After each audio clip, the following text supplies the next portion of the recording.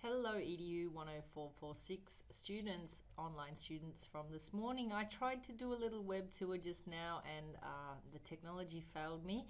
So I just would like to have another go at showing you how I think it's easiest to use the SCU APA guide.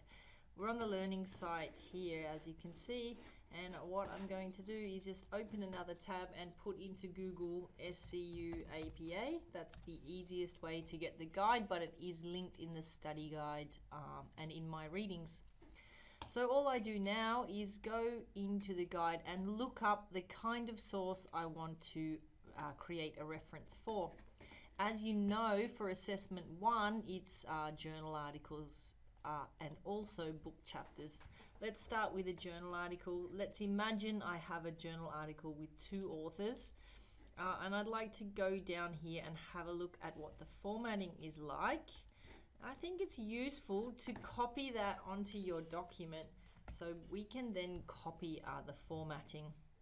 I say what I can see is that it starts with name, comma, initial, and then there's a full stop, and then comma and, which is weird, again surname, comma, initial, so first name, initial, and the year. We go then to the title and we notice the capitalization, it's just the first word and first word of the subtitle.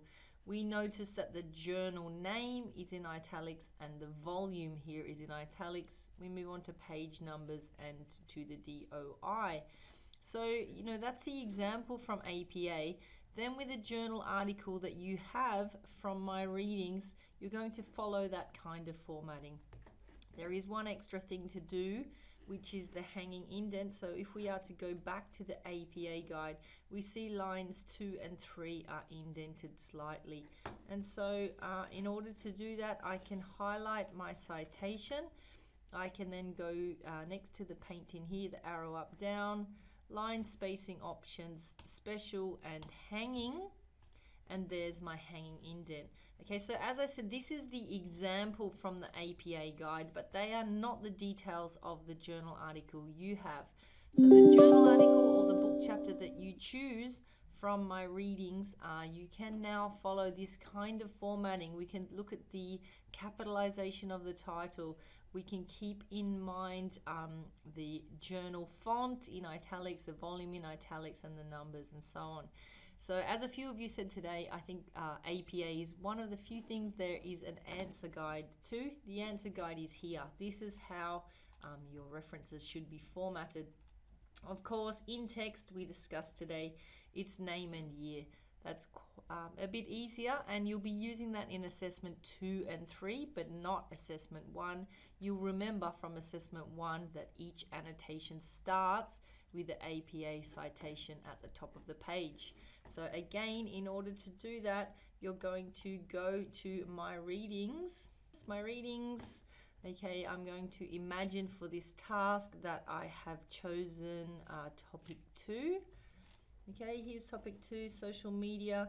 Okay, here we have a journal article with 2 names, coincidentally. Let's open that. Anything live here is indicated in blue. I need to log in to access the article. Okay, and I have all those details that I need in order to do the reference. Again, if I'm to go back to my reference list, I see the names, the year, and all of those details. And so now it's up to me to find out the author's names, in this case the surnames, and then the initials, the title, the journal. So all the details are there, we can see it all there. And now I need to format it like this. And that is a full citation in APA. Thank you for watching and happy referencing. Happy week too, everyone. Bye bye.